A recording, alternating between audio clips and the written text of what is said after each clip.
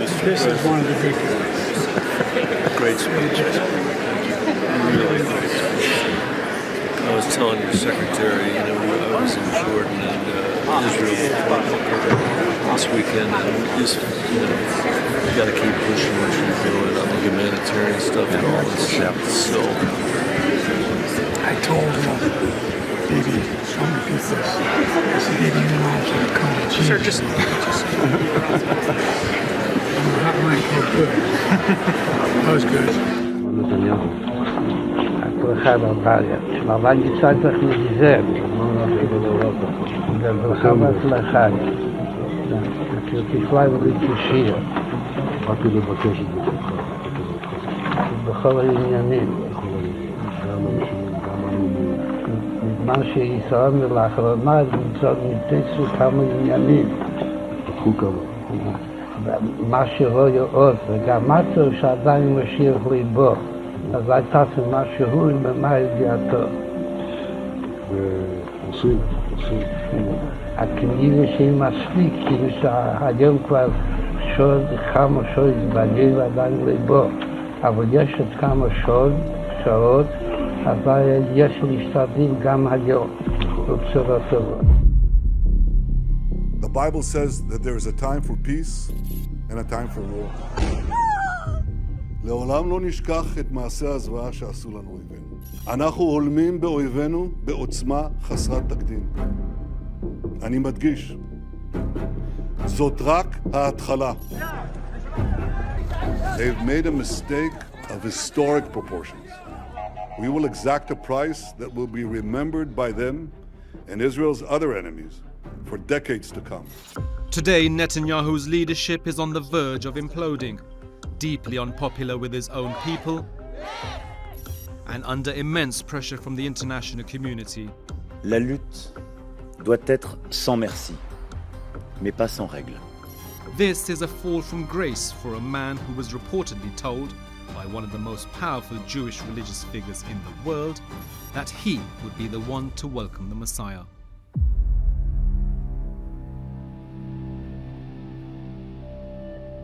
He said, you're going to this house of darkness, the UN, which was very, very unfriendly to Israel at the time. He called it the house of darkness. And he said, even in the greatest darkness, if you light a candle, it spreads a great light that can be seen from afar. And of course, he said to remember what I represent, who I represent, to stand firmly and proudly for Israel and the Jewish people. It was very concise explanation of the thing that was the most important. This was far more important than diplomacy, was far more important than politics. It was the essence of things. And the Rebbe could get to the essence of things that were important for the Jewish people.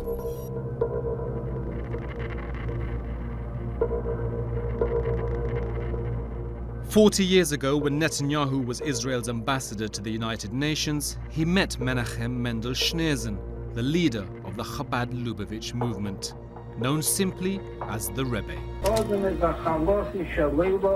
The Rebbe reportedly believed Netanyahu had a mission from God to prepare Israel for the coming of the Messiah, or in Hebrew, the Moshiach. Over the next decade, the two men developed a close relationship.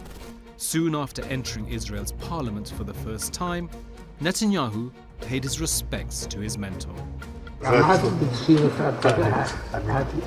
התפקיד האחרון. אני פעל בתחילת מעשה לאדם בתחילת מעשה. ואני מתכוון לחזור אליך. עתתי סודך להסעדיק עם מאיר ב9-10 אנשים. לבד ראיתי סרשי, כאילו שהקודש ברוך הוא לצד הזה.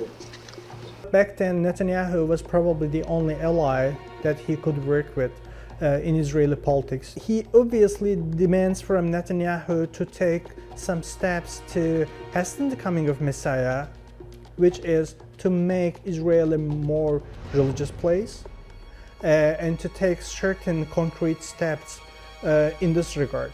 And Netanyahu says, I'm definitely doing that. The Rebbe never visited Israel, not once, and yet from his home in Brooklyn, he was able to influence Israeli politics. הבטיחו לי בוועדי כמה הבטחה שמכל השיחות תהיינה כל עניינים של ויתור על שטחים. His influence was recognized by American politicians too. US presidents paid homage to him, establishing and proclaiming a National Education and Sharing Day in honor of his birthday. And please give my warmest regards to the Rebbe on this his 86th birthday. Menachem Mendel Schneerson was born in 1902 in the Black Sea port of Nikolaev, which was part of the Russian Empire but now part of Ukraine. He and his wife lived in Berlin and Paris before fleeing the Nazis in 1941, seeking refuge in New York, where they put down roots. A decade later, in 1951, he took over the Chabad movement from his father-in-law, who died the previous year. Menachem Schneerson revived and grew the movement for over 40 years until his death in New York in 1994. His followers in Brooklyn were devastated. Most of them believed he would never die. They still believe Rabbi Menachem Schneerson will be physically resurrected as Mashiach, the Messiah. A physical resurrection when he's going to come back in his full glory imminently and redeem the entire world.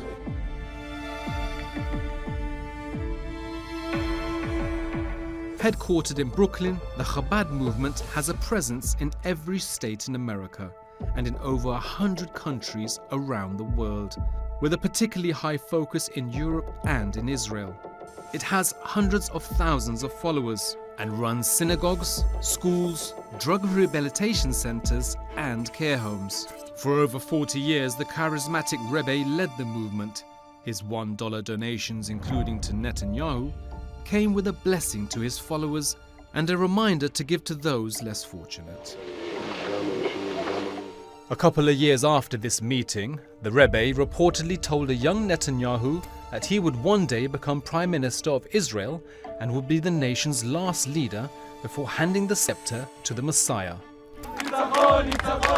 This first part of the Rebbe's prediction came true in 1996, when a 47-year-old Benjamin Netanyahu became Prime Minister for the first time. But his government fell just 3 years later. For a while, Netanyahu withdrew from politics. The Rebbe's words faded into history until a decade later, Netanyahu became Prime Minister for a second time. העם רוצה שינוי. העם רוצה ללכת בדרך אחרת. הדרך שלנו ניצחה. היא הדרך שתוביל את העם. Netanyahu's second premiership lasted for over 12 years, until he was eventually ousted by his political opponents. Another setback for anyone who believed in the Rebbe's messianic prophecy. But Netanyahu was back just a few months later, forming a coalition with ultra-Orthodox and religious Zionist parties. He began his third premiership almost exactly a year ago. And it's been a tumultuous year. His hardline government has massively accelerated the construction of Israeli settlements in the West Bank, considered illegal under international law. It's also provoked massive protests by attempting to grab more power for itself at the expense of other branches of government.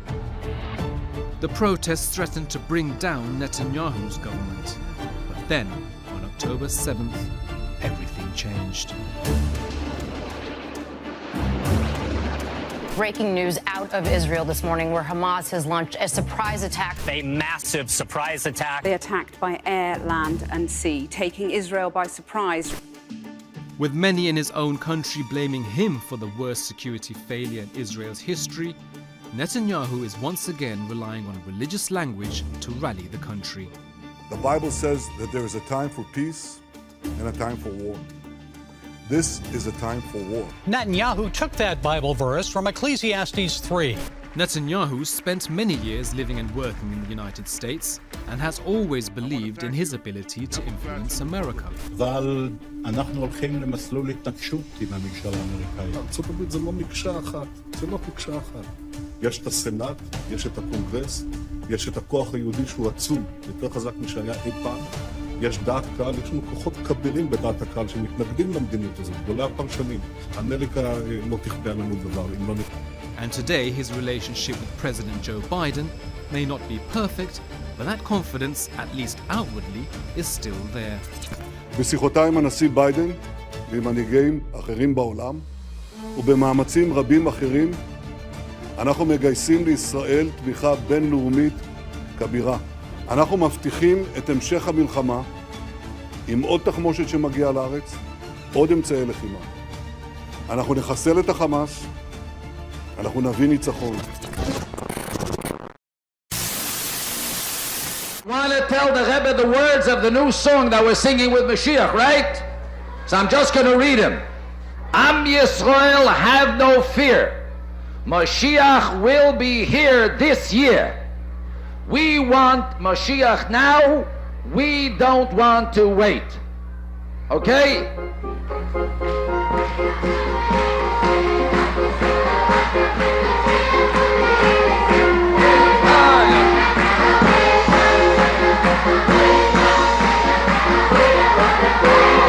We want Mashiach now. We want Mashiach now.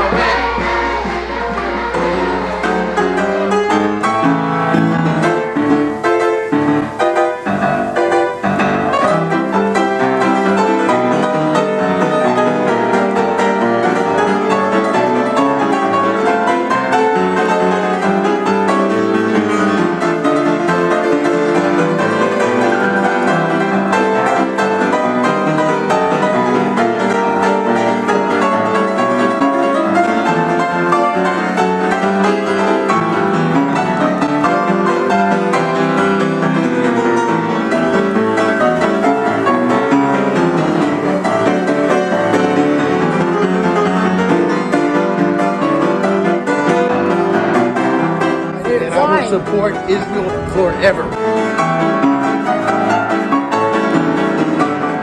I want you to look at this room. People are putting curtains with nothing above, just wall. No reason to put here a curtain unless you want to film hostages and deliver movies.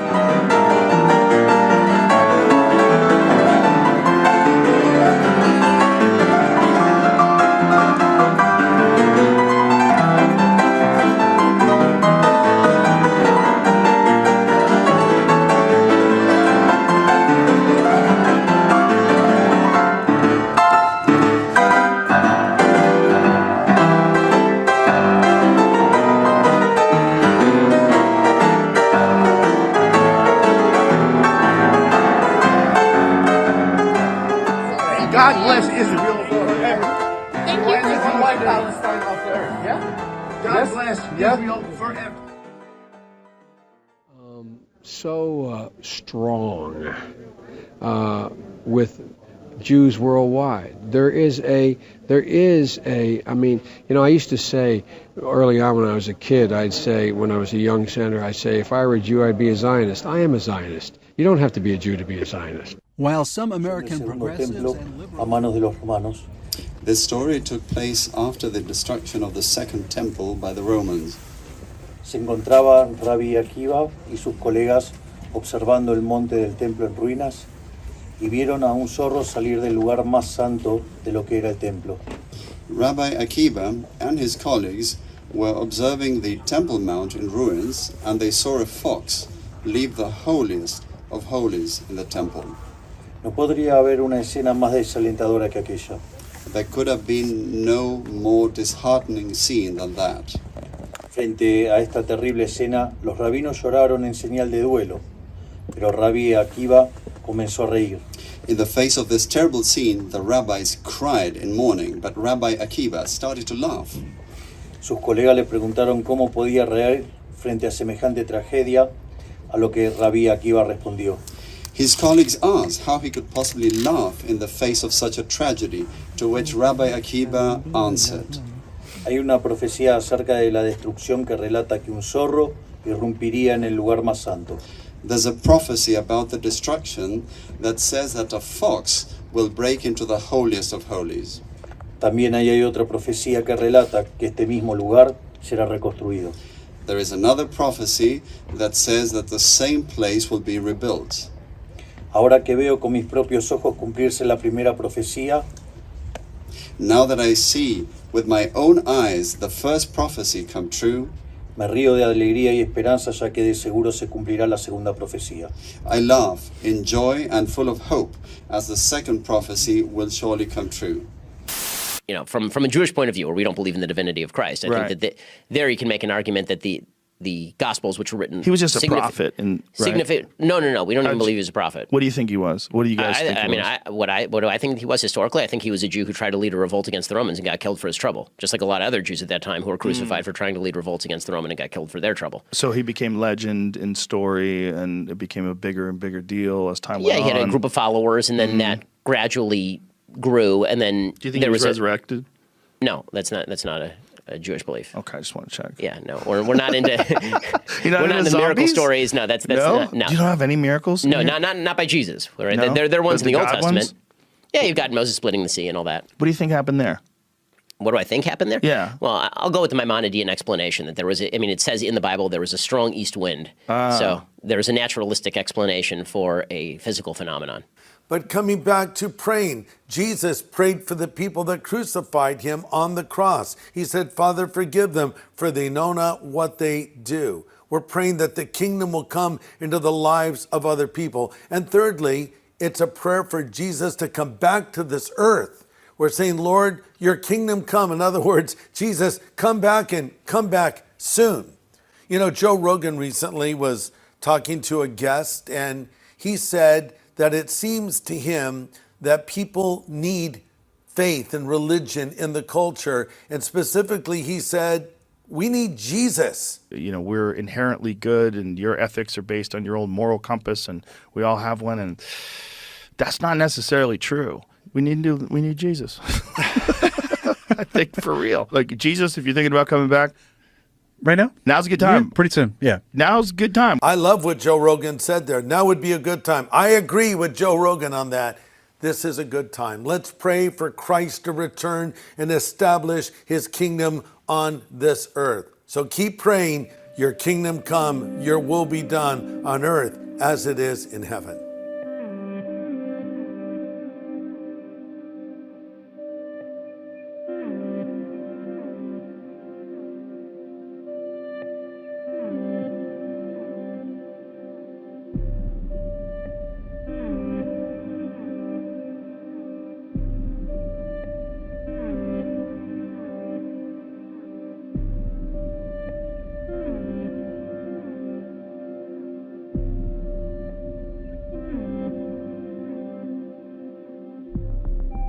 If you could go to one place, where would you go? If you had one shot, you can go back in time once and survive and come back to the future, where would you go?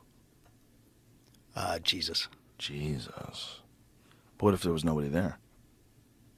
Be even better. I get them all to myself, just me and Jesus? No, I mean, what if Jesus wasn't there? What if you go back and you're like, I just want to go see Jesus? And you're like, okay. What time? He'd be there. He'd probably like a DJ back then, fucking cutting that shit up. Fucking. He's there. You think there's a real Jesus? Mm-hmm. Definitely? Absolutely. 1000%. What makes you convinced? My faith.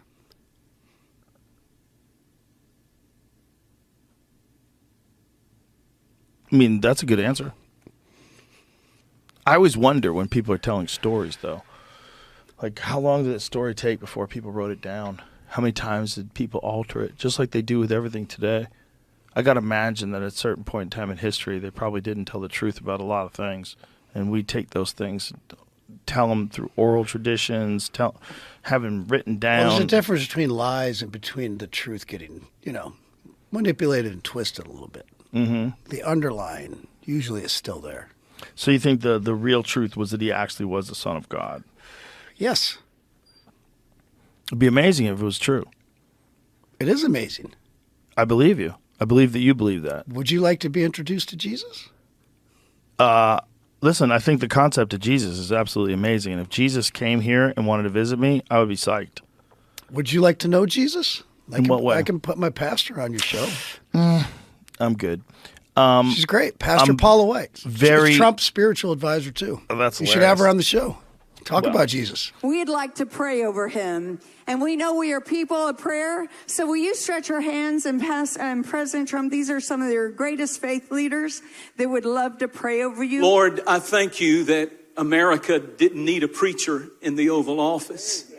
It did not need a professional politician in the Oval Office, but it needed a fighter and a champion for freedom. And Lord, that's exactly what we have.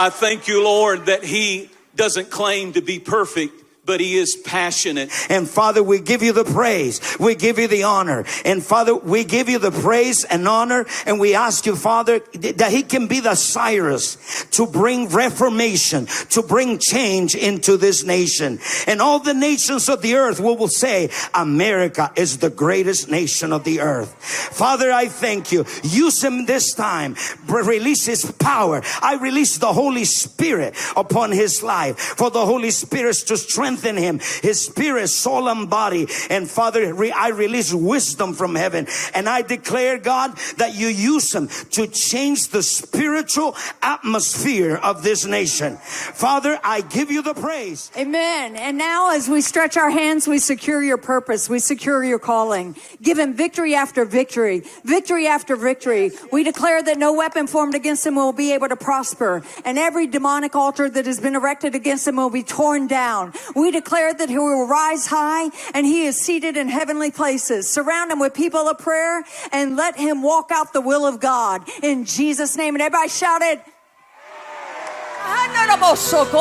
Mahanda akasata, reke yamanda raboko sokota, ronda yakande eke seke la mama manda rabakase, meta rabakande la babakaso, yala manani anano, sakayato yakande, ya makato yabatadia city akano yakatara city.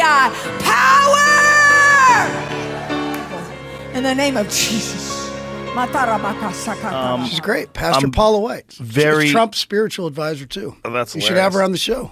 Talk about Jesus. I'm very interested in the idea of Jesus being a real person.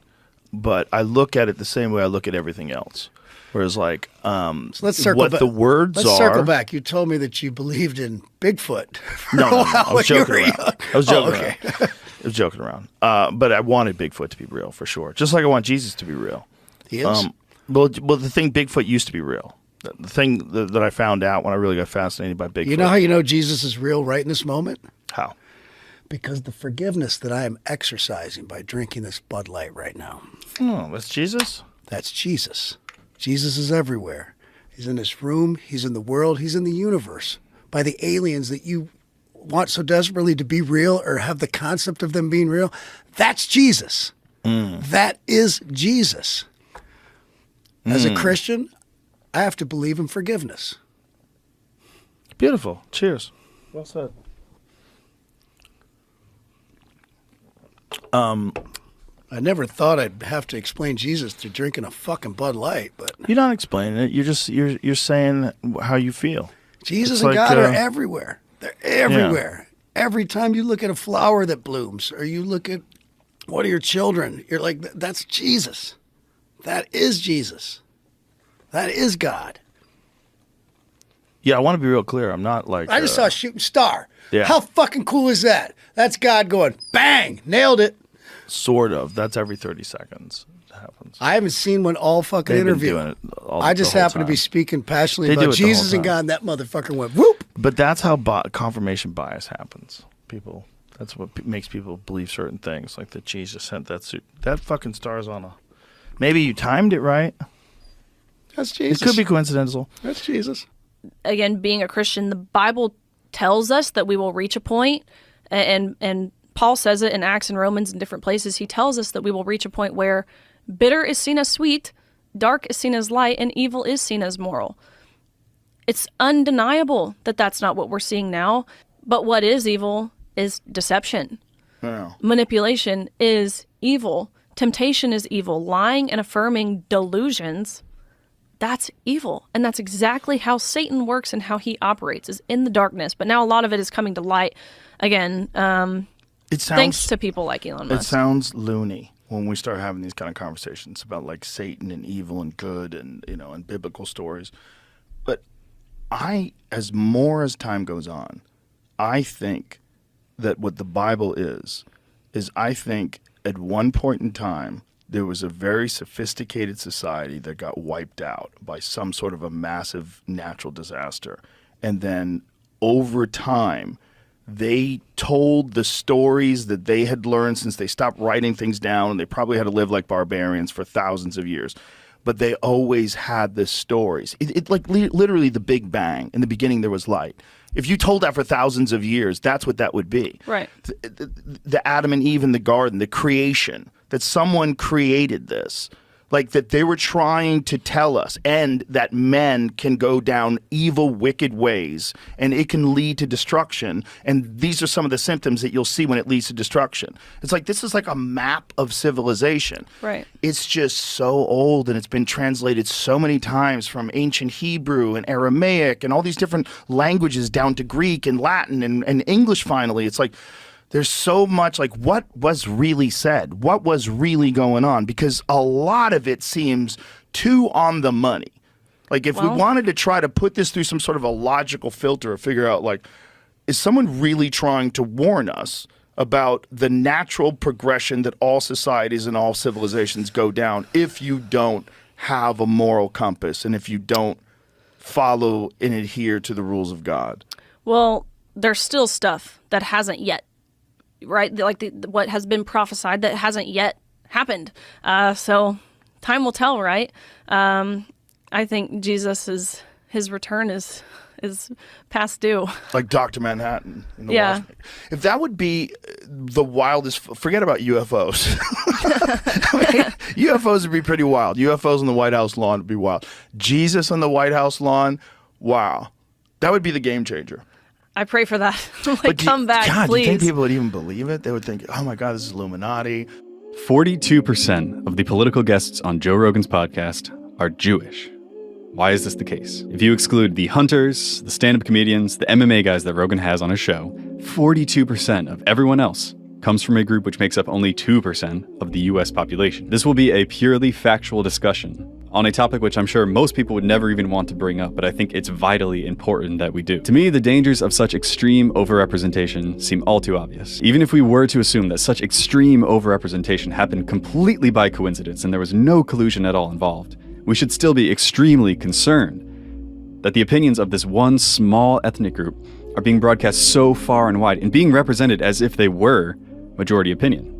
Meanwhile, you have the real majority opinion being completely overshadowed, especially on Joe Rogan's podcast, which I think it's fair to say has a reputation for entertaining all different opinions from people of all different backgrounds. In the beginning, the early days, I'd have anybody on. Oh, Holocaust isn't real? Come on. Tell me more. If so many of his guests, probably about half of them, are all coming from this one insular ethnic group, how can we really hope to get genuinely differing opinions? It's important to note here that Joe Rogan's podcast is the most popular entertainment product in the world. More popular than any TV show, movie, sport thing that's ever going on. It gets tens of millions of views a week. It is absolutely massive and is therefore hugely influential in shaping people's opinions, especially young people's. These are the opinions that tens of millions of them are getting every day, opinions that they digest and that become their own, that they take with them to the voting booth. The fact that so many of these opinions, about half, are coming from this one tiny insular ethnic group should be extremely concerning to anybody. Now, how did I get involved in this thing in the first place? How did I decide to start researching this? Well, as a 20-something-year-old guy, I consider myself a casual fan of Joe Rogan's podcast, like a lot of other 20-something-year-old guys. And it pretty much started off as a casual observation. Hey, there seem to be a lot of Jewish people on this show.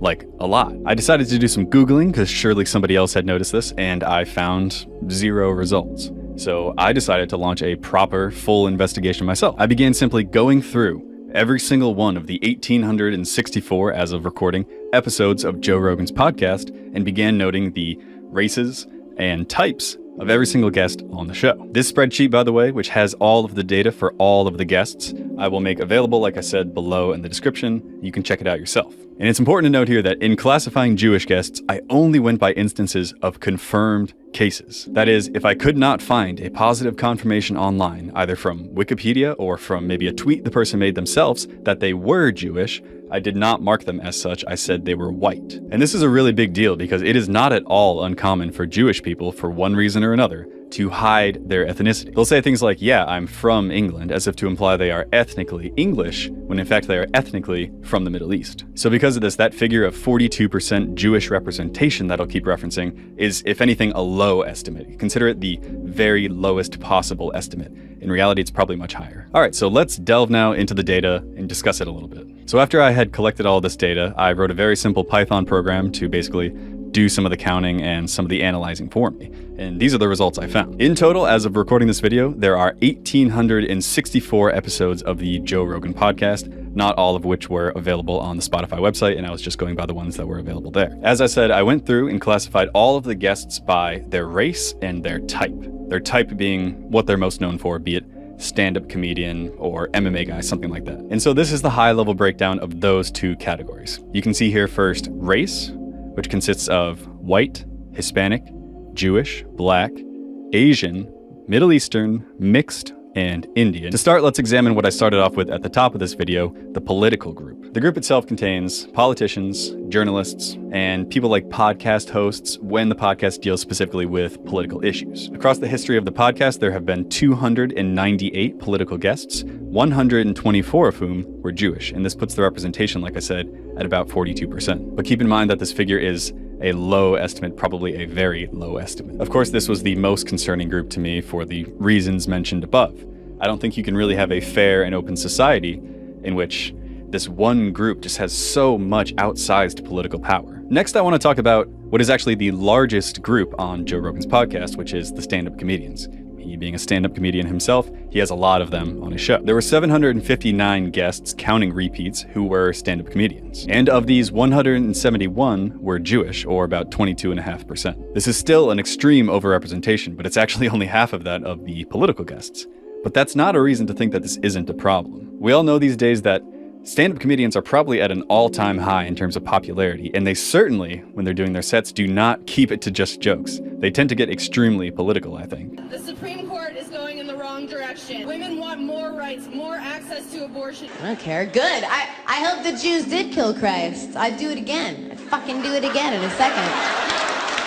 So I think it would be absolutely foolish to discount the political impact that stand-up comedians have these days, with so many mainstream opinions actually stemming from a stand-up special at some point. I think it's so supremely unlikely that he isn't aware in some way, shape, or form of what's happening that it'd be an insult to his intelligence to suggest that he's completely unaware. Native Americans are also about 2% of the US population. Imagine if half of the guests he had on his show were Native Americans. Don't you think someone would point this out at least? Like, even not maliciously, just like, hey, isn't this kind of weird? Why does this keep happening? And you would be foolish to assume that all these Native Americans kept coming on his show by accident. It was just circumstance. Obviously something is happening there. The audiences won't care, sir, as long as you don't dare, sir, to open up on Broadway if we don't have any Jews. Beneath this song's comedic message, there's a simple truth that the Jewish people are the driving force and the heart and soul of every type of entertainment, from Paris to Odessa, Broadway to Hollywood.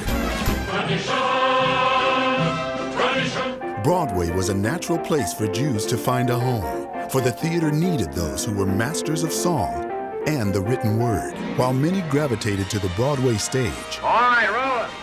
The early 20th century saw a new breed of entrepreneur in a brand new medium, the dream factory of Hollywood. The men who gave birth to the movie industry came to America from the Russian Empire, Eastern and Central Europe. Names like Goldwyn and Laemmle, Fox and Mayer, Cohn and Zukor, and Warner. And when they found themselves discriminated against in their chosen professions, they created an empire of their own, one where there were no barriers and no discrimination. Because they built it, they owned it, and in doing so, they invented a new way to tell a story on a much larger stage. And now, 88 years after the jazz singer, it is the Jewish directors, producers, and actors who have helped take cinema to a new level of sophistication and influence. It is Jewish filmmakers like Steven Spielberg, whose use of new techniques, just like the moguls before them, That was awesome. who have once again changed the movies forever. And there was another medium where early Jewish stars made their mark. They became the biggest names on the little screen. Dinah Shore, Gertrude Bird, Jack Benny, Groucho Marx, Sid Caesar, and Joey Bishop. Milton Berle was so important to this new medium, he was called Mr. Television.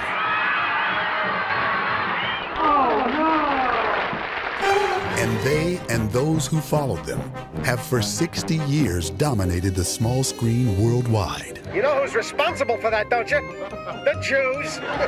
We've unleashed a monster. Jewish entertainers became so popular that a number of Gentile stars wanted in on a good thing. And superstars like Marilyn Monroe, Elizabeth Taylor, and Sammy Davis Jr. were among those who converted to Judaism. Barbara Price. Hello, gorgeous. Daniel Day-Lewis. For a people so small in number, our impact is staggering. Dustin Hoffman for Rain Man. Dozens of Emmy and Golden Globe winners, and almost 40% of Oscar-winning directors are members of the tribe, including such legends as Billy Wilder, Woody Allen, Barry Levinson, Mike Nichols, Steven Spielberg, Milos Forman, the Coen brothers, and the Weinstein brothers. Billy Crystal, the greatest Oscar host of all, a man who hosted the show 9 times, is Jewish. As is Jon Stewart, who hosted the Oscars twice. There you go. Now you're talking. And is one of America's most important late-night talk show hosts and political commentators. What John said to me when I said I didn't want to trouble you with my difficulties, he said, "You cannot be Jewish. If I had gas, I would trouble you with my difficulties." Today, the cultural and creative influence of Jews in Hollywood, on Broadway, and across the globe is as important as ever. And whether we are behind or in front of the camera, on late-night TV, or the theater stage, on the little screen, or the big screen, we continue in the same starring roles we've had for generations, for we are the storytellers, making the world laugh, cry, and always be entertained. Thank you very much. Thank you. These images conceal memories.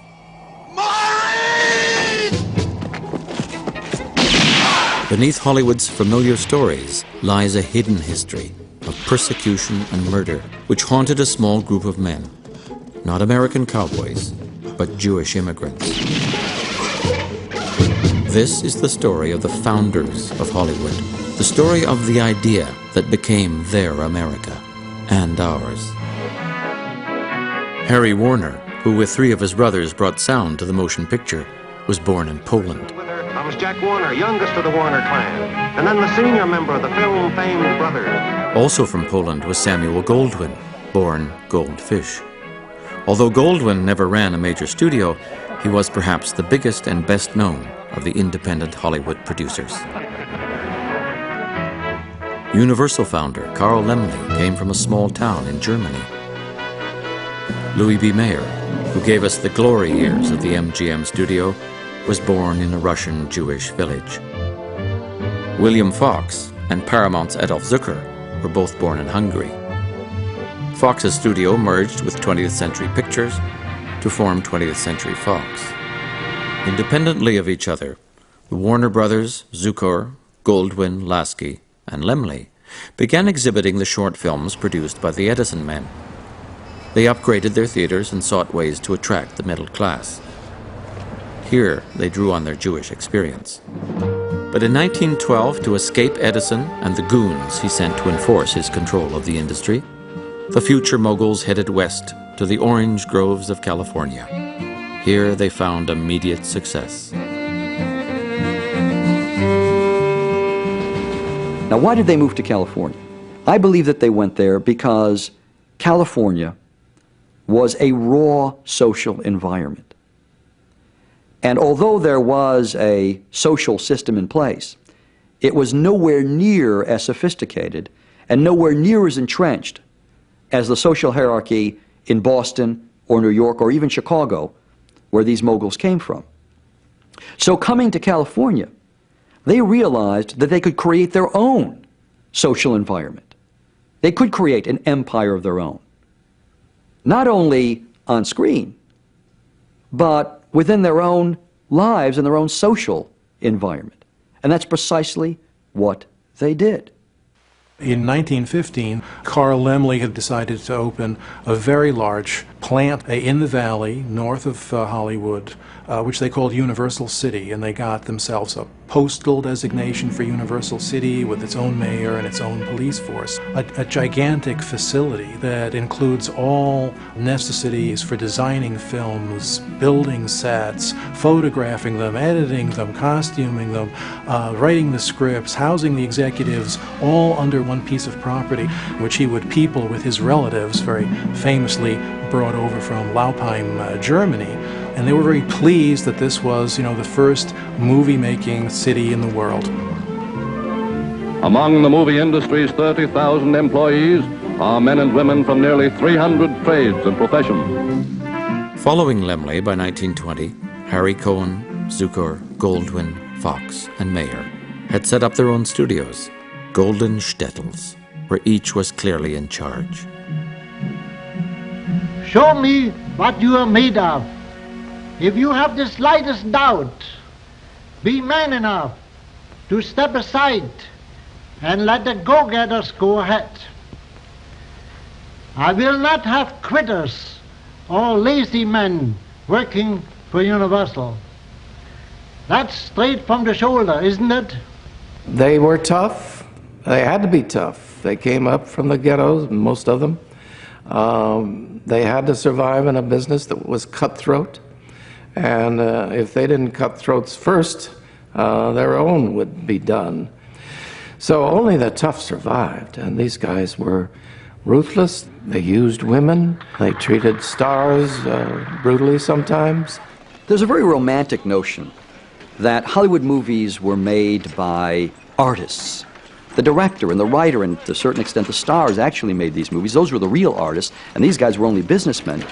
I would place the artistic sensibility not with the director, but with the studio head. And for those who say, well, this is ridiculous, I would say, from beginning to end, the executive had the primary input into the picture and supervised every aspect of production, over and above the fact that beyond any individual picture, it was the executive who created the entire studio apparatus.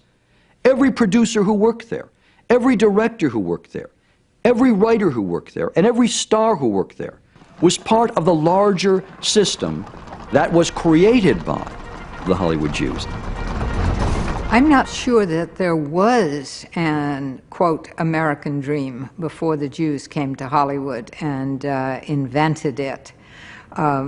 What you had was a westward movement, and you had the idea of freedom, but you didn't have what we have today, which is a popular culture that creates dreams. That's a dream factory.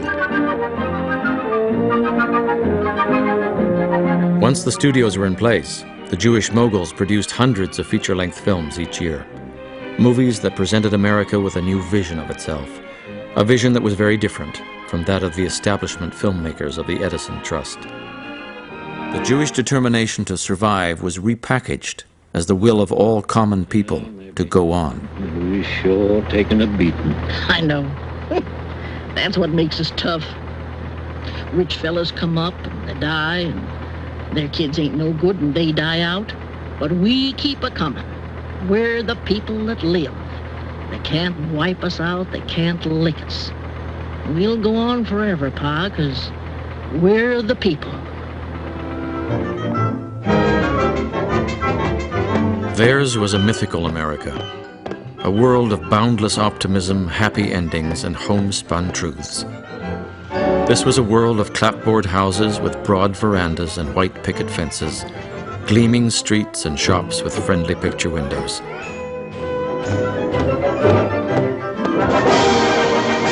Hollywood's America was made up of citizens who were industrious, religious, wholesome, and decent.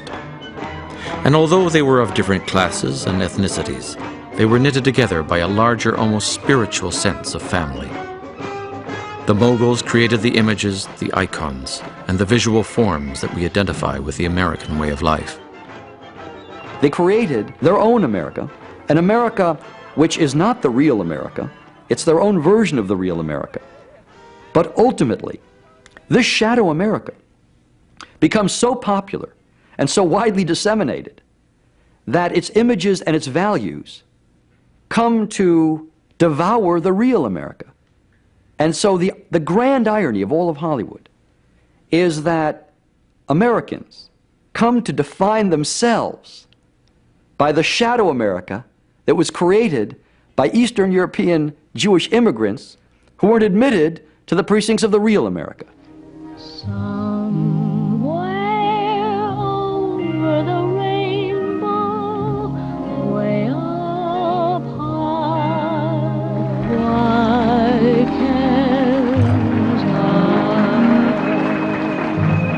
I? In the 1920s and 30s, movie houses became temples of the new Hollywood religion. Jewish values made kitsch. 75% of all Americans went to the movies at least once a week. This kind of movie-going was religious because it had to do with worship. It had to do with the screen being larger than you were, and you being in awe of what you were looking at, and feeling a certain reverence for it. And so there was, maybe you could say, a bogus spirituality, but it was a spirituality still that was believed in.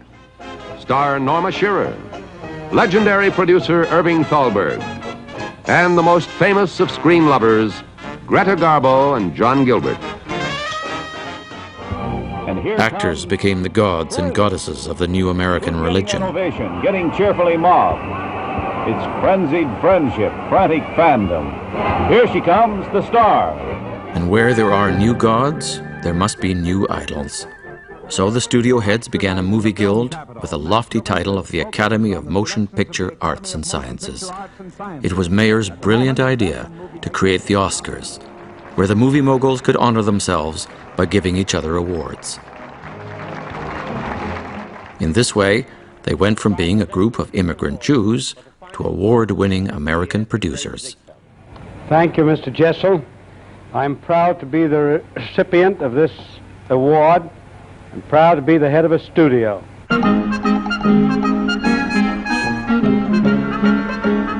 In their own lives, the Hollywood Jews subscribed to the religion of their own making. They were the quintessential little guys who had made it to the top. They threw parties on their yachts. They dressed in tailor-made suits. They lived in the kind of houses that aristocrats were supposed to live in. And when they were not admitted to the Gentile country clubs, they rebuilt this one, Hillcrest, bigger and better than all the rest.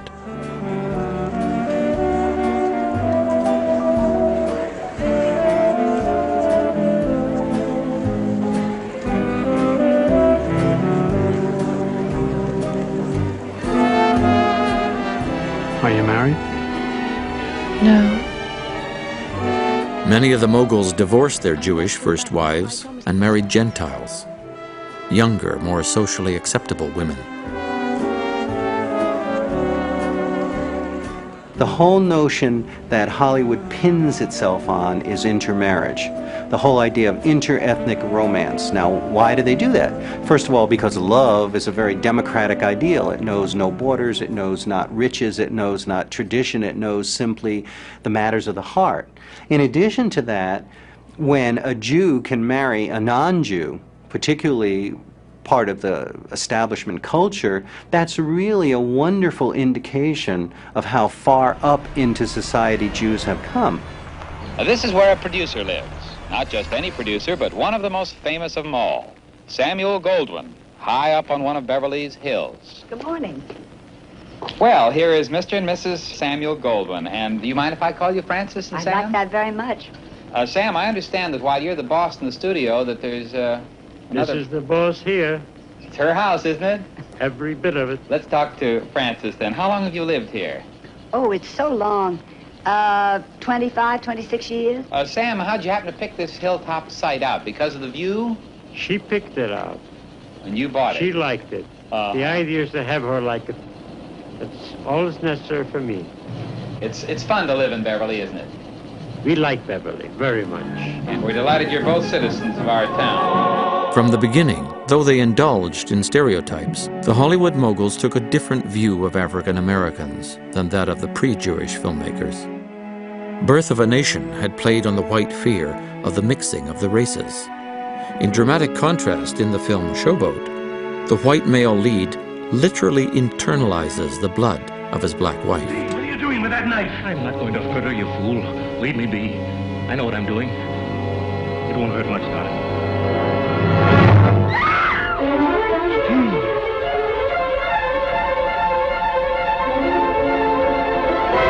The Hollywood Jews wanted to be accepted as Americans.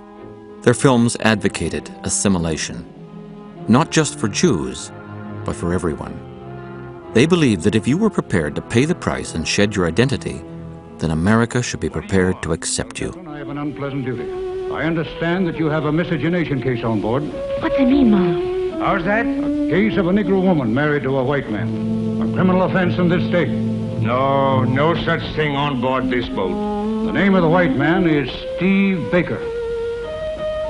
The name of the negress is Julie Dozier. You wouldn't call a man a white man that had Negro blood in him, would you? No, I wouldn't, not in Mississippi. One drop of Negro blood makes you a Negro in these parts. Well, I got more than a drop of Negro blood in me, and that's a fact. What's the trouble, ma'am? In Hollywood, Jews trying to pass as Gentiles made films about blacks passing as whites. In Pinky, we see just how precarious that strategy is. For the outsider, things can turn in an instant. What about her, ma'am? Now, if she even so much as thought of threatening you, we want to know about it. Or if she give you any of her impudence. Shut up, girl. Oh, excuse me, sir, but why are you two white men mamming her? She's nothing but a low-down colored gal. Tried to steal my man. Make him stop. You heard what she said. He's got to slap her down. Unless it's true. Yes, it's true. I'm colored. My grandmother's Mrs. Dicey Johnson. Mrs. Dicey Johnson. I ought to slap them both down, Chief. Hold it. Well, I think I'll be going now. Go. You ain't going anywhere till I tell you. Get in that car. You mean I'm under arrest? What do you think? On what charges are you holding? You heard what I said. Get in that car. One of the things that made American films so exportable is that anyone, anywhere could identify with so many of the themes of American movies. One of which was the idea of the outsider, which was a Jewish theme. Jews being outsiders, making films about outsiders. You see this even in monster pictures. I mean, King Kong. There's a film about, an outsider. And yet, it's the monster, if you want to call King Kong that, with whom the audience sympathizes. Even in appearance, Carl Laemmle was an outsider. He resembled an elf. Not surprisingly, Universal's films often championed marginal beings who were persecuted like the Jews of Europe.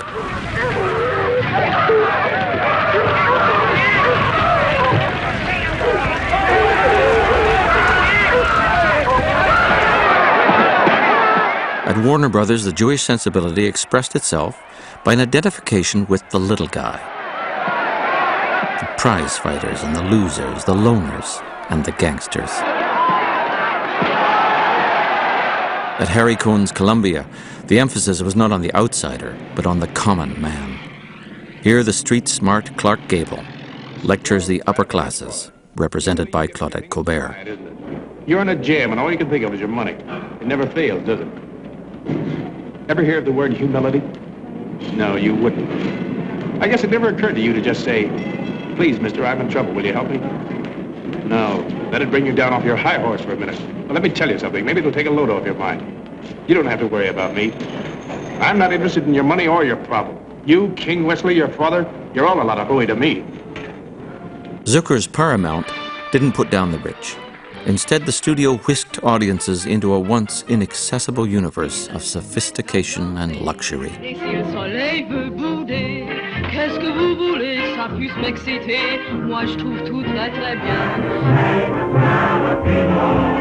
Almost all of the writing pairs that have come to epitomize Broadway have been Jewish, whether it's Lerner and Loewe and Rodgers and Hammerstein, Jerome Kern. Almost all of them have been Jewish, with the exception, I think, of Cole Porter, really, here.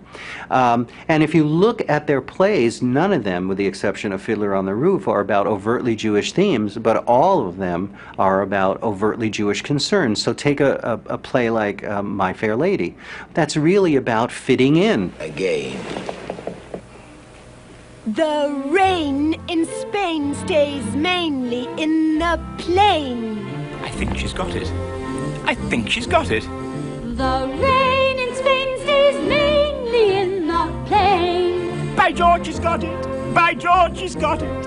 Now once again, where does it rain? On the plain. She's an immigrant into that culture, that upper middle class culture. She needs to learn how to talk, something immigrants are very concerned with. She needs to know how to dress. She needs to know the codes and conventions of society. Bravo! Irving Berlin did more than any composer to Americanize Jewish aspirations. Someday I'm going to murder the bugler. Someday they're going to find him dead. To understand Berlin is to understand the Hollywood moguls. Another cantor's son, he started life in the midst of pogroms. My life in bed. Berlin was a Russian immigrant who would go on to write the quintessential American songs. He's a kind of Cyrano de Bergerac. In the foreground is Fred Astaire, the embodiment of American aristocracy, full of grace and upperclassmanship. Cause I'm invited to step out this evening in top hat, white tie and tails. Oh, I'm putting on my top hat, tying up my white tie, brushing off my tail. In the background, the person writing the music and the lyrics is this little Jewish guy. For over 60 years, he tried to reinvent himself. In the process, he infused life into a whole new American ideal.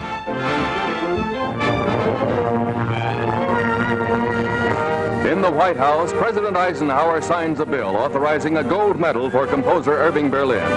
It honors him for writing God Bless America and other patriotic songs. For Irving Berlin, this marks another milestone in his rise from humble beginnings to a place of highest esteem the world over. I don't know if anything could possibly have happened that touches me as deeply as this medal. God Bless America isn't just a song that I wrote, but it expresses my gratitude for the opportunities and the freedom to write that song and to the country that inspired it. Thank you very much. Along with the unofficial anthem of the United States, Irving Berlin wrote the American classics Easter Parade and that most Jewish of Yuletide fantasies, White Christmas. I'm dreaming of a white Christmas with every Christmas card I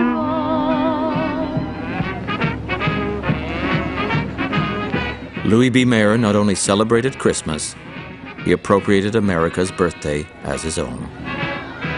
Mayer claimed that he couldn't remember his real birthday, so he celebrated it on the 4th of July. When I think of Grandpa, I think of these amazing events that were held every year that I was privileged to attend. Patriotism was an important theme in his life, and so he selected Independence Day as his birthday. And in the studio commissary, every star under contract was not only invited, but virtually obliged to show up. And these extraordinary events, which, as I began to become educated and read about European royalty, seemed to me, in retrospect, more and more like events held by heads of state. He wrapped himself in the American flag and said, "That's me." I'm a Yankee Doodle dandy, Yankee Doodle do or die. A real live nephew of my Uncle Sam, born on the 4th of July. I've got a Yankee Doodle sweetheart, she's my Yankee Doodle joy. Yankee Doodle came to London just to ride the ponies. I am that Yankee Doodle boy. He's a Yankee Doodle man, a Yankee Doodle Hollywood, they joked that the moguls went from Poland to polo in just one generation. They held Easter egg hunts and Christmas parties. Some of them sent their children to Catholic schools. Their efforts to reinvent themselves seemed boundless. They even hid their Jewishness from their children and grandchildren. I didn't know I was Jewish till I was at least 7, I think. I remember we were in Scarsdale, and I was going to public school, and my mother said, in case somebody asks you what your religion is, you're Jewish.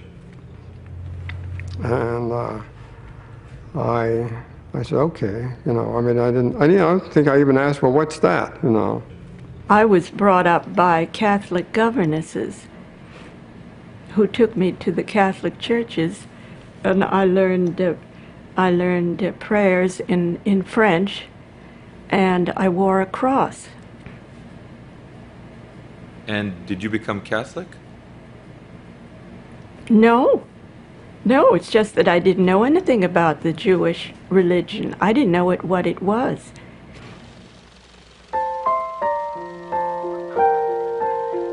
I realized that my father had never told me anecdotes about the old country, that I didn't even know what his real name was. I didn't know the little village that he came from. I knew nothing about his life. And I realized that the name Warner was probably not correct, but I thought being Polish it might have been Werner. To this day, I really don't know what our original name was. Often the first thing to go was the Jewish name. The Hollywood Jews were obsessed with erasing anything Jewish in their films, their lives, and the lives of their stars. Do you know what her name is? Esther Victoria Blodgett. Hey, we'll have to do something about that right away. Let's see, Esther Victoria, Vicky. How about Vicky? Oh, I think that's terribly cute. Let's see, Vicky. Vicky what? Vicky, pronounced Vicky. See, Esther, Hester, Dester, Lester. Vicky Lester. Oh, I like that. Say it. Vicky Lester. Say it again. Vicky Lester. Say it again. Vicky Lester. Say it. Vicky Lester. Say Vicky Lester. Vicky Lester. Vicky Lester. Vicky Lester. Vicky Lester. Theodosia Goodman became Theda Bara. Sophia Kosso became Sylvia Sidney. Isser Danielovich Dembski became Kirk Douglas. Leo Jacobi became Lee J. Cobb. Shirley Shrift became Shelley Winters. Bernard Schwartz became Tony Curtis. David Kaminsky became Danny Kaye. Edward Iskevitz became Eddie Cantor. Melvin Hesselberg became Melvin Douglas. Muni Wiesenfreund, a star of the Yiddish Theater, became Paul Muni.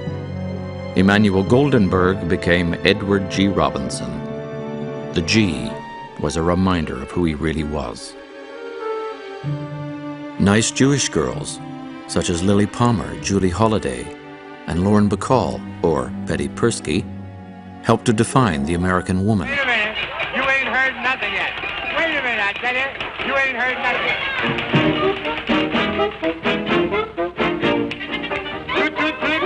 Goodbye.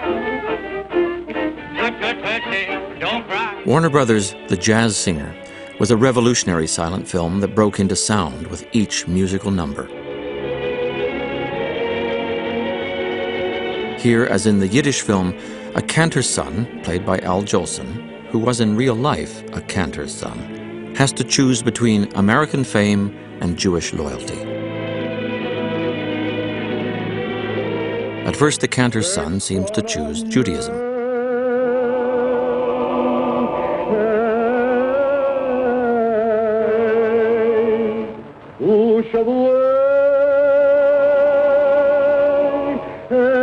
But in assimilationist Hollywood, the story could not end there.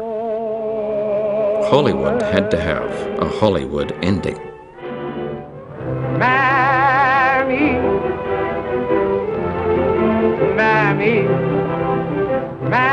Here, Dad and his old Jewish ways are dead, while the hero in American blackface sings triumphantly with his Gentile girlfriend waiting in the wings. for one of your smiles on my me. We're in the money, the sky is sunny. They had left the old world penniless, and in less than 20 years they had become the highest paid executives in America. In fact, for almost a decade, Mayer was the highest salaried man in the world. At this point, they might have concluded that their transformation from Eastern European Jews into Americans was complete. But history intervened to remind them of their origins.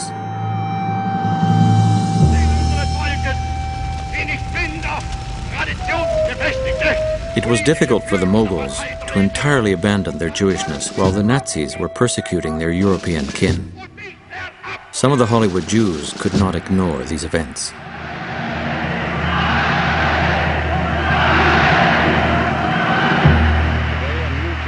In 1939, a group of stars, including John Garfield, Edward G. Robinson, and their spokesman, Melvin Douglas, risked their celebrity status to speak out against Hitler. That all economic connections between the United States of America and Nazi Germany be totally severed, until such time as Germany is willing to re-enter the family of nations in accordance with the humane principles of international law. Though Carl Laemmle was no longer studio head at this time, he joined the protesters and signed their declaration. Both Laemmle and Harry Warner were active in sponsoring Jewish refugees from Europe. And in 1939, Warner made this anti-fascist speech to the American Legion. Drive them out. Make America unsafe for those who seek to tear down what others have built through the generations since 1776. Drive them from their secret meeting places. Destroy their insidious propaganda machines. Drive out their Bunds and their Leagues, their clans and black legions, the silver shirts, the black shirts, and the dirty shirts. Help keep America for those who believe in America. In response to Hollywood's limited anti-fascist stand, former U.S. Ambassador to Britain, Joseph P. Kennedy, flew to Los Angeles. At a secret meeting, he told the Moguls that American Jews would be blamed if the United States were dragged into war with Germany. He warned them to stop agitating against Nazism. The Kennedy meeting had its desired effect. At the end of the 1930s, as the shadows of war are haunting Europe, the Jews in Hollywood are very much afraid of warning American audiences of those dangers, because it looks as though it's a special Jewish angle. It looks parochial, it looks limited, and therefore it's difficult to make anti-Nazi movies in Hollywood because the Jews don't want to stand out. The Jewish fear of standing out was expressed through another icon that would make its way to the screen. Superman was invented by two Jewish kids in the late 1930s, when there also was a worldwide upsurge in very frightening anti-Semitism. Superman is discovered like Moses in the bulrushes. He's an immigrant from another planet who comes to Earth. He has his identity as a mild-mannered intellectual, but really underneath he's the man of steel. I think that's a very suggestive Jewish fantasy. It's almost as if he's passing all the time. While the Jew felt like an alien in America, Superman was a real alien. This looks like a job for Superman. Yet incredibly, he is the only superhero who manages to keep his identity secret without wearing a mask. Only Jews could have created a story based on the premise that all one needs is a Gentile demeanor to hide in plain sight. I bet you recognize him. Why, of course you recognize him. It's Adenoid Hinkle, the Fooey of Tomania. Like Superman, the Hollywood moguls were unwilling to risk their Gentile disguise. As a result, only 2 anti-Nazi films were made before the war. Charlie Chaplin financed and made the classic film The Great Dictator. Chaplin was neither Jewish nor American, so he didn't share the fears of the Hollywood Jews.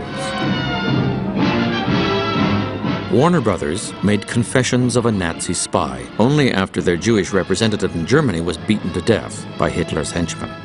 Incredibly, this Hollywood film about the dangers of Nazism makes no reference to either Jews or anti-Semitism.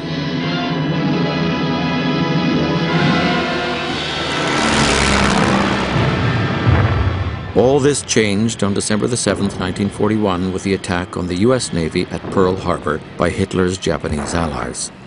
Now, instead of telling Hollywood to keep quiet, the U.S. government began pushing them to fulfill their duty and make patriotic war movies. All that noise you hear isn't static. It's death coming to London. Yes, they're coming here now. You can hear the bombs falling on the streets and the homes. Don't tune me out. Hang on a while. This is a big story, and you're part of it. It's too late to do anything here now except stand in the dark and let them come. It's as if the lights were all out everywhere, except in America. Keep those lights burning. Cover them with steel. Ring them with guns. Build a canopy of battleships and bombing planes around them. Hello, America. Hang on to your It's a wonderful time for the Hollywood Jews. I mean, here were a group of Jews who had spent their lives seeking legitimacy and seeking to be embraced by America. And World War II finally affords them that opportunity to be embraced officially. They are now real patriots. The motion picture industry today is supplying without charge all its newest and best feature films to the U.S. War Department Overseas Film Division. The movies were a tremendous propagandistic tool during this time. They set up camps for the soldiers to come back in where movies were shown 24 hours a day because that impressed the soldiers with what they were fighting for. It was the beginning of an unprecedented alliance between Washington and Hollywood. And you swear that you will bear true faith and allegiance to the United States of America. I do. For the first time, Hollywood's message was adopted by the government. A democratic state could not send minorities, immigrants, and the poor to die for an America which excluded them. So, if the enemies were fascist, the American army had to be portrayed as caring and sharing. I want you to feel free to ask questions, even embarrassing ones. Come to me with suggestions. We're going to be more than officers and men in this. We're going to be comrades. What I eat, you will eat. Where I sleep, you will sleep. I will take you into my confidence whenever it's possible before going into battle. We'll have a meeting at which I'll explain our plans and objectives so that each of you can make a more intelligent contribution to the result. Afterward, we'll have another meeting to criticize the way in which the operation was conducted. We'll fight and endure and win together. You would have equal opportunity foxholes. If you go back and look at those movies, there was always one Jewish character who was never presented as Jewish, but he was Cohen or Schwartz from Brooklyn. There was always one black character, too. Wesley Epps, Private, 3rd Engineer Battalion. The American Army during the Second World War was not integrated except in Hollywood movies. And the Office of War Information was very eager to keep our enemies from making capital out of any sort of problems in America. So they didn't want movies that had any racial tensions of any sort. Corporal Jake Feingold, 4th Chemical Company, USA. While 6 million Jews died in Europe, their kinsmen in Hollywood were churning out patriotic movies that helped galvanize the Allies to defeat Hitler.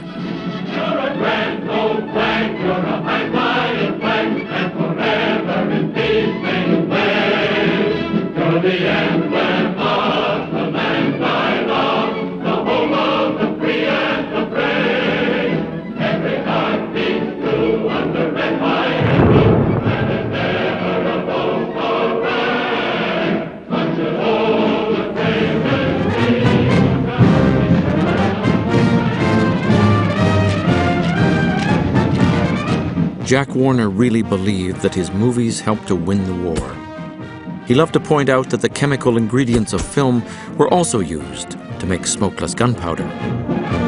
Mr. Warner, through his experience and background in the motion picture industry, impelled by the finest patriotic motives, and on his own initiative, pointed out to the arms and services of the United States forces the use that could be made of the motion picture in the effective prosecution of the war.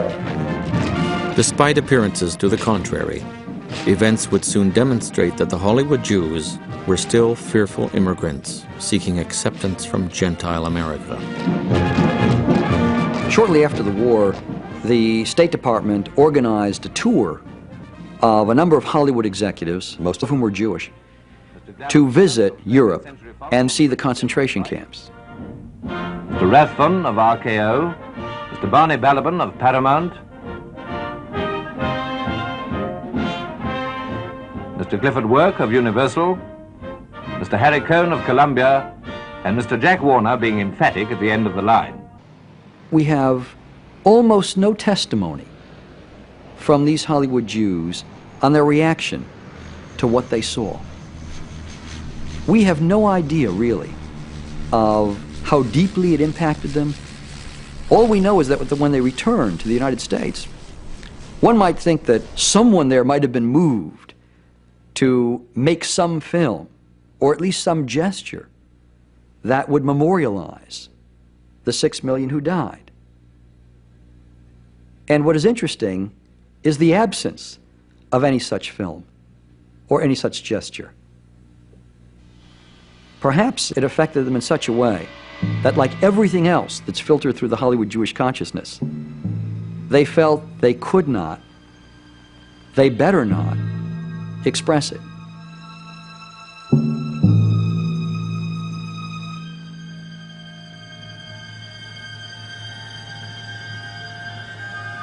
At this time, only 2 films on anti-Semitism came out of Hollywood.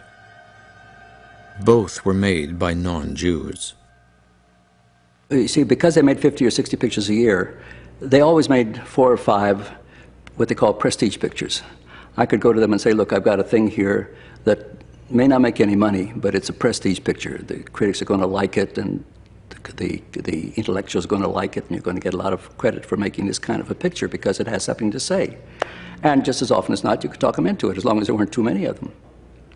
We wanted to make Crossfire, which is the first picture ever made about anti-Semitism. You know, we didn't know whether it was going to make any money or not. We didn't know whether anybody would want to listen to a preachment on anti-Semitism or not, which is why we made a murder mystery out of it. Strangely enough, none of the 3 of us, the writer, the producer, nor I, none of us was Jewish. Thomas Finley was killed in 1848 just because he was an Irishman and a Catholic. It happened many times. Maybe that's hard for you to believe, Leroy, but it's true. And last night, Joseph Samuels was killed just because he was a Jew. Do you see any difference, Leroy? Any difference at all? Hating is always the same, always senseless. One day it kills Irish Catholics, the next day Jews, the next day Protestants, the next day Quakers. It's hard to stop. It can end up killing men who wear striped neckties. There seems to be some mistake because we don't have a free room in the entire hotel. But if you'd like, perhaps I can fix you up at the Brewster Hotel down near the station. I'm not staying at the Brewster. Look, I'm Jewish, and you don't take Jews. That's it, isn't it? I never said that. If you don't accept Jews, say so. Don't raise your voice to me, Mr. Green. You speak a little more quietly, please. Do you or don't you? Mr. Green, I'm a very busy man. Now, if you want me to phone for a cab or room at the Brewster, I'll do so. Otherwise... Otherwise what? Gentleman's Agreement centers on the story of a Gentile magazine writer, played by Gregory Peck, who pretends to be a Jew so he can write an expose on anti-Semitism in America. This film was also made by a non-Jew, Darrell F. Zanuck. There's a very famous scene in there based on a very famous incident in which supposedly the Jewish moguls got together and went to Zanuck, whose studio was producing the film, and said, "We will pay you $1 million to destroy all the prints of this film. This is too incendiary, let us handle it." And Zanuck said no, immediately went back to his office and wrote that scene in. Mr. Green is going to do a series on anti-Semitism for us. Really? Again? Not again. For the first time. We're going to split it wide open. Do you mind my saying, as an old friend, I think it a very bad idea, John? The worst, the most harmful thing you can possibly do now. Not at all. Why is it a harmful idea? Because it'll only stir it up more. That's why. Let it alone. We'll handle it in our own way. The hush-hush way? Oh, I don't care what you call it. Let it alone. You can't write it out of existence. We've been fighting it for years, and we know from experience the less talk there is about it, the better. Sure. The moguls needn't have worried. Gentleman's agreement was consistent with Hollywood's ideology. Now, first of all, the assumption of that film is that anybody can pass for being Jewish, even among other Jews, and I don't think that assumption is very true.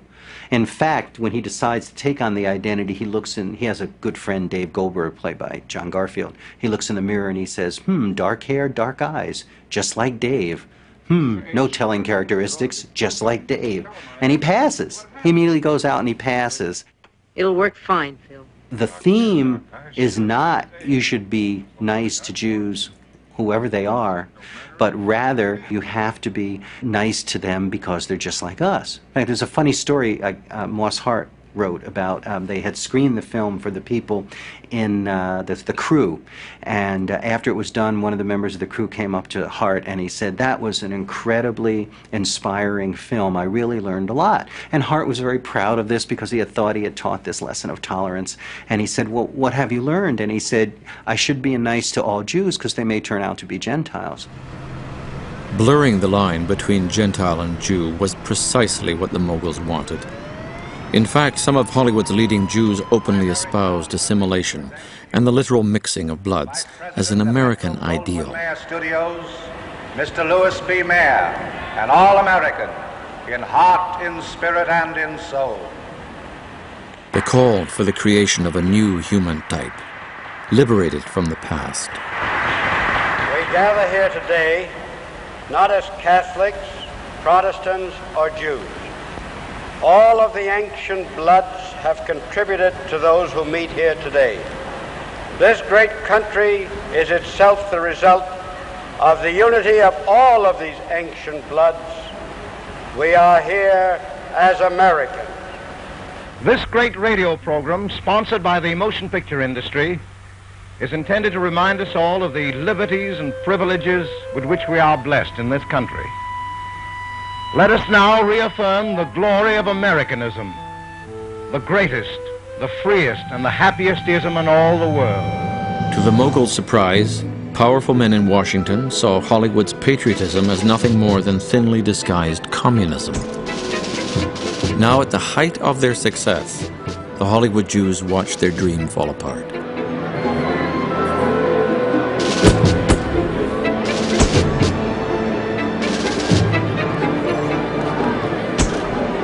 While economic factors played a role in their demise, it was the House Un-American Activities Committee, HUAC, which really brought them down. This committee, under its mandate from the House of Representatives, has the responsibility of exposing and spotlighting subversive elements wherever they may exist. That communists have made such an attempt in Hollywood, and with considerable success, is already evident. With the advent of the Cold War, HUAC began persecuting Hollywood for the populist and pro-Soviet films the Roosevelt administration encouraged Hollywood to make during the Second World War. The committee is determined that the hearing shall be fair and impartial. We have subpoenaed witnesses representing both sides of the question. All we are after are the facts. I should like to see what you have. First came the mostly Jewish Hollywood talent, who stood up to HUAC. Are you a member of the Communist Party? Next, you are going to ask what my religious beliefs are, and you are going to insist before various members of the industry that since you don't like my religious beliefs, I should not work in that industry. There became an identification in people's minds with the things that went together: intellectuals, Jews, Russians, communists. If you look back at any of the depictions of what communists were, all of these things kind of get merged together in the public imagination. The chairman of the committee, at the time that it initiated its investigation of Hollywood, was a vicious anti-Semite from Mississippi by the name of John Rankin. And Rankin said on the floor of Congress I'm just going to read an excerpt from a speech he gave. He said, "Communism is the most dangerous influence in the world today. I am talking about the communism of Leon Trotsky," of course he mentions a Jew, "that is based upon hatred for Christianity." You know that communism. Remember that communism and Christianity can never live in the same atmosphere. Communism is older than Christianity. This is a revision of history, since Karl Marx, to most people's knowledge, is the one who created communism. But this communism, which is clearly a euphemism for Judaism, is older than Christianity. It is the curse of the ages. It hounded and persecuted the Savior during his earthly ministry, inspired his crucifixion, derided him in his dying agony, and then gambled for his garments at the foot of the cross. But we are today in a deadly conflict between those two ideologies. And there can be no compromise. Mr. Wright, in this country. I hope that you're not impugning in any way the American activities of the motion picture employers in Hollywood. I am some of them, I'll say. Well, I want to tell you right now that there is no group of more American people in the country than are those in Hollywood.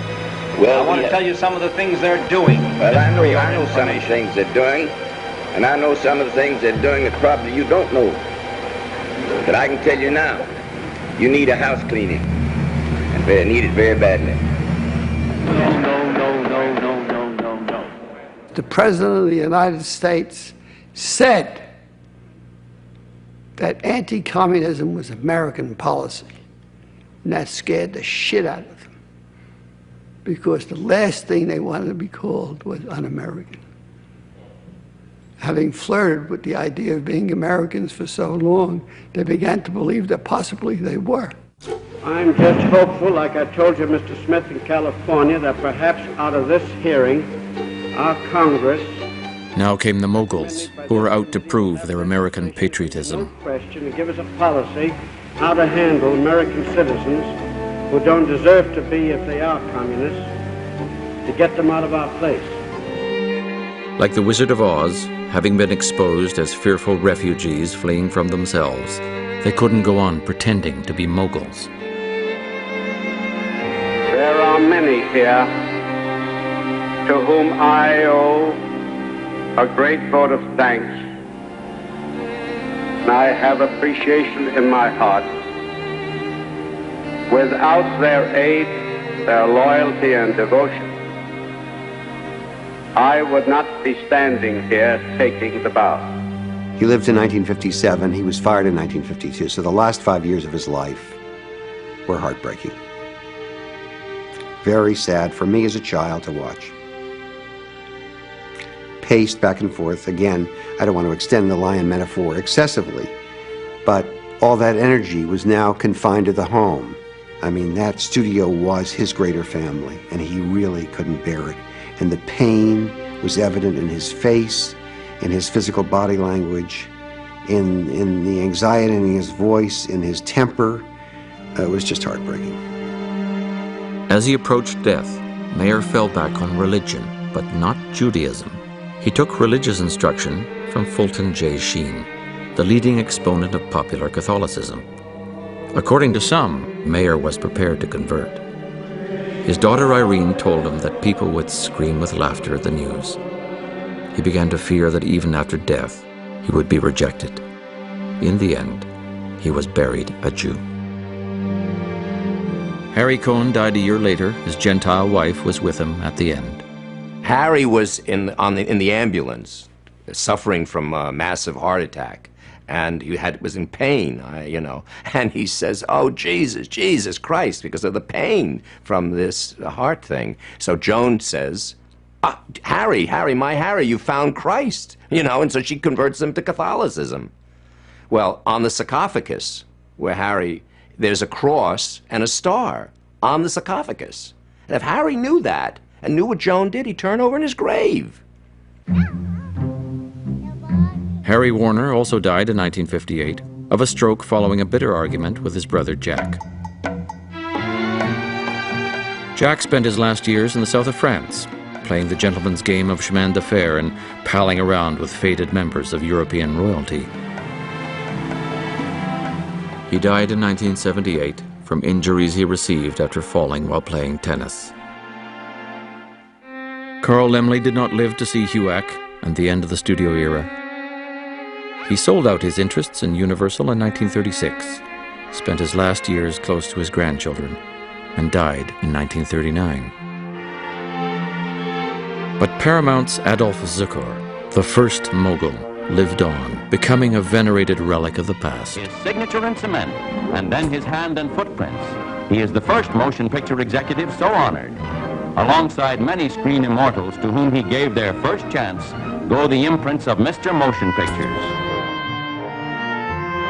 Promoting Horatio Alger's American Dream to the end, he died in 1976 at the age of 103. The moguls are gone, but their vision survives. The America of Edison and Rankin has given way to an alien ideology. It isn't the communism or Judaism that the Gentile elite once feared. It's Americanism, as defined by Hollywood. The icons endure.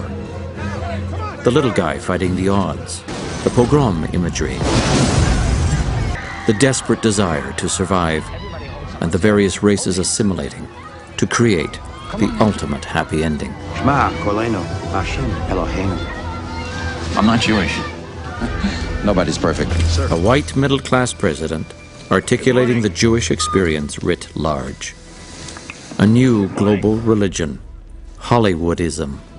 Perhaps it's fate that today is the 4th of July, and you will once again be fighting for our freedom. Not from tyranny, oppression, or persecution, but from annihilation. We're fighting for our right to live, to exist. And should we win the day, the 4th of July will no longer be known as an American holiday, but as the day when the world declared in one voice, we will not go quietly into the night. We will not vanish without a fight. We're going to live on. We're going to survive. Today, we celebrate our Independence Day.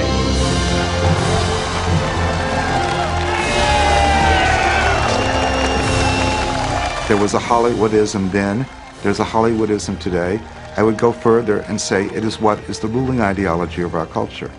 Hollywood culture is the dominant culture. It is the fantasy structure that we're all living inside.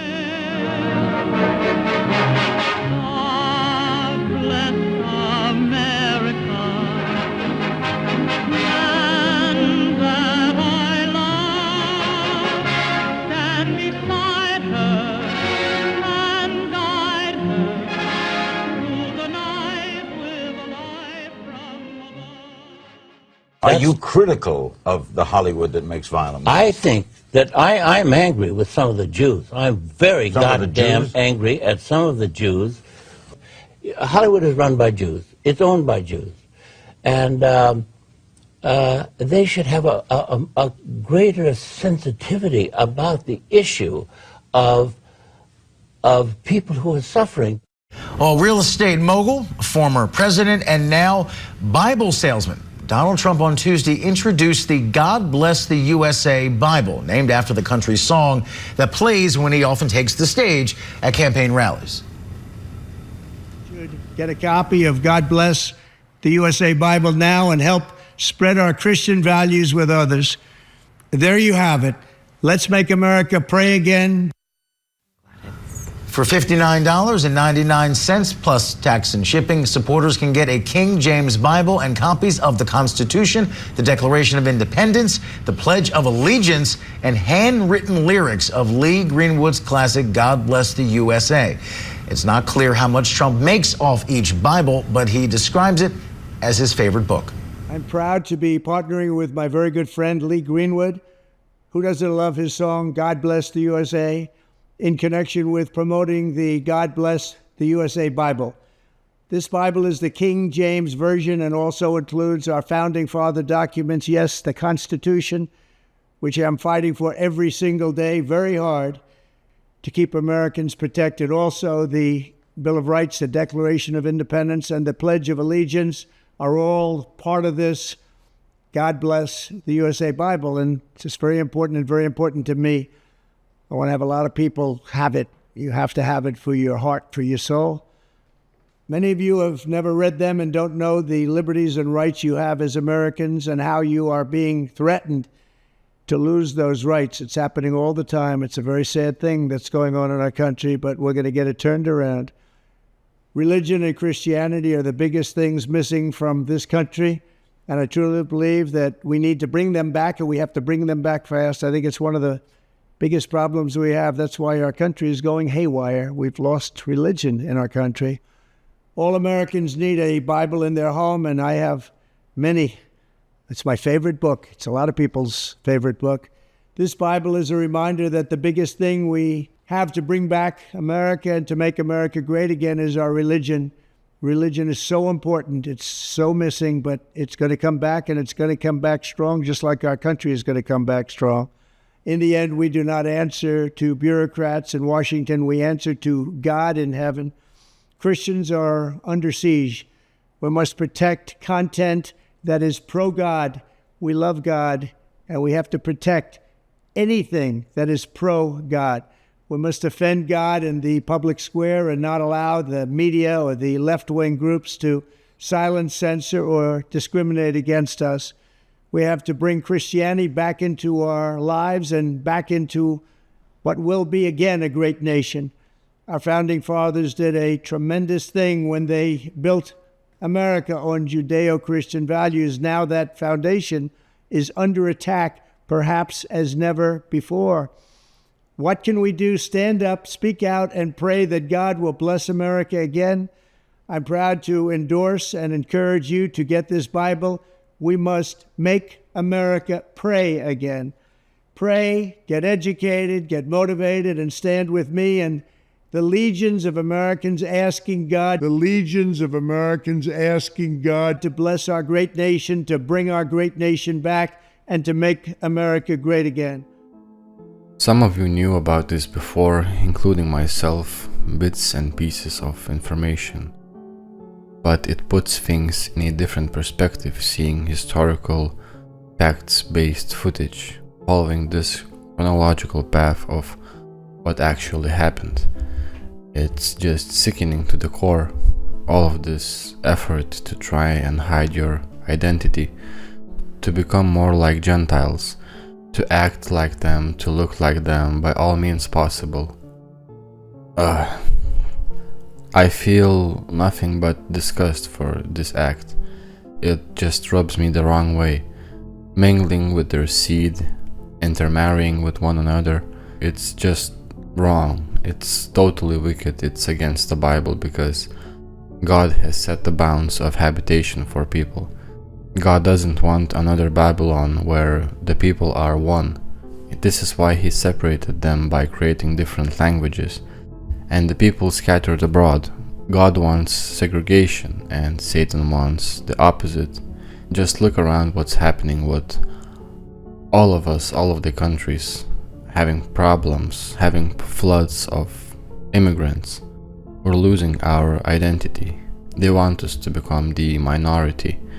But God will rightfully punish these wicked Jews because of their willful departure from God, His word and His promises. And just like not everyone made to Israel, to the promised land in Exodus, not all Jews will make it in the time of Jacob's trouble, the 7-year period. Remember, 70 weeks are determined upon thy people and upon thy holy city. Daniel 9:24-27. I mean, you should get it by now, to whom this time period is for. But for God's sake, the remnant of these Jews willing to accept Jesus Christ shall be saved. It's always the minority that make it to heaven, and these Zionists desperately wanted to fit in and be in the business, in film industry, in financial sectors, in banking, and especially to fornicate with the whore, mother of harlots, Roman Catholicism. For the love of money is the root of all evil. Indeed it is. And all the disgusting propaganda that was pushed with these films, it's unbelievable. It's a weapon. Look around you and tell me, what do you notice? A rampant sodomy forced in movies, interracial marriages, confusion about genders. You have to be willfully blind not to see it. And their answer to these problems, Antichrist's answer, shall be a fascist type of dictatorship, because white men will have enough of this degeneracy. And that's the trap, because like with everything, these two groups, Zionist Jews and fascist Catholics, are working together. You could call them modern-day Pharisees and Romans. Nothing has changed. Divide and conquer, problem, reaction, solution. Just like Satan is copying what the Lord does, his system will almost look, quote-unquote, normal, you know, almost righteous, but not quite. An inversion of truth, and that will be the difference between salvation and damnation. And another thought I had, which is related with Trump selling King James Bibles now. Now hear me out on this one. It's just a thought, it might be stupid, I don't know, but we have to think like these serpents, like these devils. And I don't claim to know how exactly it would happen, or if it will even happen, but I think it's a no-brainer why Trump chose to sell KJV Bibles. That's because they are copyright free. You don't have to pay any fees to publish them. How much he will make from them, well, that's another topic. But what if from now on Trump starts using specifically the King James Bible as his alleged connection to God, and knowing that election cycle is approaching, and that the Jesuits need to speed up their plans and prepare a way for the Antichrist, what if they will use someone like Trump, a trained Jesuit, by many publicly seen as a lunatic, to start a civil war with the left, with Biden administration, while Trump is holding King James Bible and saying "for God and country"? Hopefully you get my point. I mean, to use Trump as a scapegoat to ban KJV Bibles. Just think about it. What if something similar happens like Capitol attack? What if Trump starts some sort of King James movement and claims it as his own? The people would go insane if something like that happened. And make Trump the bad guy, make him do the dirty work, and make people hate the King James Bible. But when the Antichrist shows up, he shows up as a man of peace, and I doubt that he will be using and quoting King James Bible. No, the KJV will be something you die for in the future, something you get beheaded for. Revelation 20, verse 4. And I saw thrones, and they sat upon them, and judgment was given unto them, and I saw the souls of them that were beheaded for the witness of Jesus, and for the word of God, and which had not worshipped the beast, neither his image, neither had received his mark upon their foreheads or in their hands, and they lived and reigned with Christ 1,000 years. Behold, the days come, saith the Lord God, that I will send a famine in the land, not a famine of bread, nor a thirst for water, but of hearing the words of the Lord. And they shall wander from sea to sea, and from the north even to the east. They shall run to and fro to seek the word of the Lord, and shall not find it. So, I'm just sharing my thoughts here. Please let me know your opinion in the comments below. I will further continue with this topic in my next video, so please tune in next time as well. I am also thinking about closing down my website because I just don't have time to write articles and make videos at the same time. There's so much happening right now, it's overwhelming sometimes. I can't keep up with the news, and I have to choose wisely what I want to do next. It's a bit sad for the website because there's some good information that will be lost, but I realize that majority of general population don't like reading, they like watching, and I have to consider that as well. But please let me know your thoughts, because my expiry date for the website is in a month, so let me know what you thought about this video, about this information. and stick for part 2, I guess, because it's coming. Okay, have a great day, and I will see you next time. Bye.